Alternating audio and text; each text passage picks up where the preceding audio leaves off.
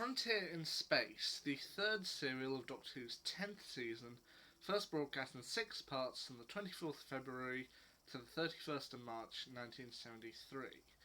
Now, this story is also notable for one retroactive connection, but I'll get to that in a second. So, the third Doctor, played once again by John Pertwee, and his companion Jo Grant, played by Katie Manning, seemingly end up on a spaceship in the 26th century. Now, they end up on this spaceship, and what's this spaceship transporting? Some rare jewels, some alien weaponry, something new for the Alliance? Flour. Which honestly is a little odd, but fair enough. But it turns out to be a rather bad time, as when they come, they find the ship seemingly being taken over or raided, and when they suddenly hear a signal, and when Jo looks up, she suddenly sees herself being attacked by one of the creatures from the previous story, Carnival of Monsters, so she ends up getting scared. Now, they're eventually discovered and taken back to Earth and presented in front of the President, played by Vera Fusek. I believe her name's Dora in this story, but President Dora, and she's played by Vera Fusek, and General Williams, played by Michael Hawkins.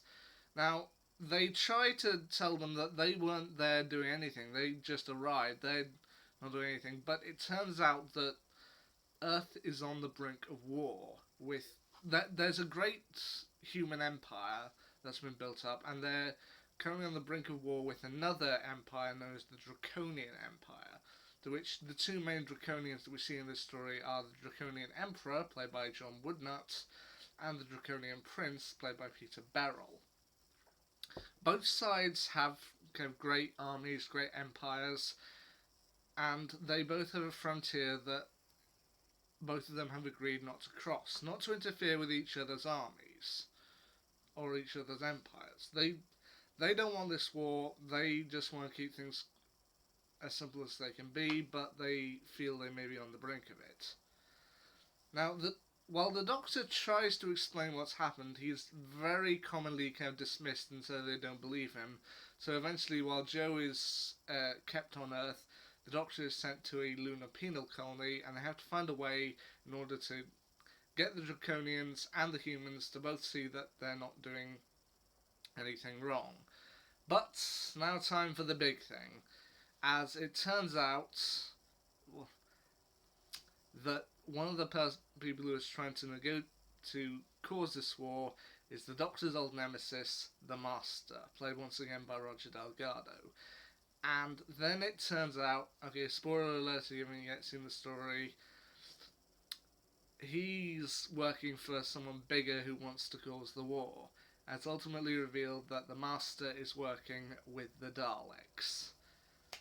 Essentially what he's trying to do is, he's trying to incite war between the humans and the Draconians, so that they will fight the war, one side will of course end up winning, and then the Daleks can just swoop in, destroy the winning side, and essentially just take over.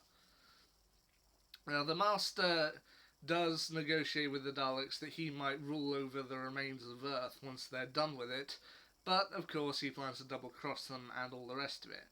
Now, what he does, he has managed to create a frequency that instills fear inside the mind. So, he has gotten a group who work for the Daleks known as the Ogrons, which are previously seen in Day of the Daleks, and he uses the fear frequency in order to make, when they make their raids on the spaceships, the humans see Draconians attacking the spaceships, and the Draconians see humans attacking the spaceships. Thus, both sides see what they fear, and thus, fear is what keeps the war going. And it's kind of a big story to try and get everything back together. Now, the thing that makes this important retroactively is that this was unfortunately the last story to feature Roger Delgado as the Master. Now, seemingly around this time, 1973 and the like, supposedly Roger Delgado and the production team were thinking that maybe they might have used the Master a bit too much.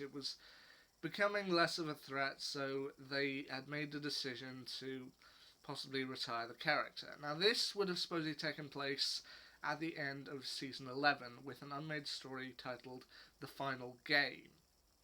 I believe they did eventually make something approaching the story for Big Finish, but the idea was going to be at the end of season 11.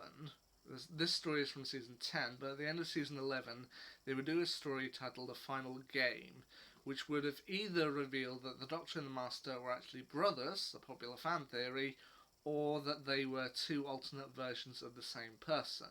And at the end of the story, the Master would sacrifice himself in order to save the Doctor. And I'm kind of... I know this might make me a terrible person, but I'm kind of a little on the fence about this. I mean, this story does sound like it would have been good, and if Roger Delgado hadn't sadly passed away in 1973, I think this story would have at least been good, but at the same time, the Master is one of Doctor Who's great villains. I mean, he wouldn't appear again until 1976's The Deadly Assassin, but I feel like if they hadn't indeed gone forward with this story, they might have just retired the Master for good, and thus we wouldn't never have seen some of the greats who would follow him. I mean, Roger Delgado is known as possibly being the most iconic version of the Master, but other versions have been good too. I mean, Anthony Ainley, Derek Jacobi, John Sim, Michelle Gomez, Sacha Dhawan. So I know this might make me a terrible person, and I don't think any of us wanted Roger Delgado to die. I mean, he died in a car accident while filming La Cloche Tibetane. But honestly, I feel if he hadn't, then we might not have got some of the great Master stories later on. But yeah, once again, he chews the scenery here. He's great fun, and he even gets some funny moments, like when he has got the Doctor and Joe captured on his ship and they're heading back. He claims he's taking them back to Sirius 4 to stand trial, saying that they're political prisoners. But then on his way back there, we see him and he's reading a book and it's War of the Worlds. I mean, okay, it's not quite as bizarre as him watching the clangers in the Sea Devils or John Sims' Master watching Teletubbies. But yeah, I mean, they still manage to get in some great moments with him, and he chews the scenery whenever he can. He loves it. The only thing that I think is a little bit odd in this story, and I admit it's possibly just a personal thing, I don't know if it entirely worked, is there's a point fairly early on when the Doctor, they don't believe him, so while Joe is kept on Earth, the Doctor is sent to a penal colony on the Moon, essentially a prison in order to serve out his time. Which isn't terrible, but I just kind of feel like it was a little bit pointless. I mean, he's only really there for about half of one episode, if that, and really it's just a matter of getting the Doctor in one place so that the Master can come and get him. But that's the only thing that I really feel like I didn't entirely get. But on the whole, I mean, The Frontier in Space, sadly, as I said, this was Roger Delgado's last story, and it was seemingly clear that they did want to do more with him. I mean, at the end of the story, like most Master appearances, there's a big explosion and he just disappears, seemingly escaping. So, yeah, they could have done one more story with him. It definitely seemed that way. But this one ultimately ends with a big cliffhanger. The Master escapes, the Daleks are stopped from carrying out their plan, the Draconians and the humans depart, seemingly intent on fixing things, and the Doctor is injured, so he and Joe stumble into the TARDIS, and the Doctor activates the TARDIS telepathic circuits. He is sending a message to the Time Lords.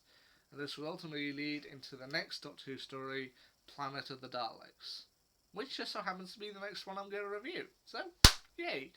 So, Frontier in Space. Sadly, as I said, it was Roger Delgado's last story, and I do feel like he did deserve one much better, but you know what, for his final appearance, it's a decent story. I mean, Daleks don't appear till quite late on, and I do feel it's one that, yeah, people should check it out.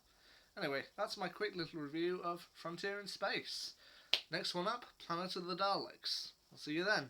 Till then, see ya.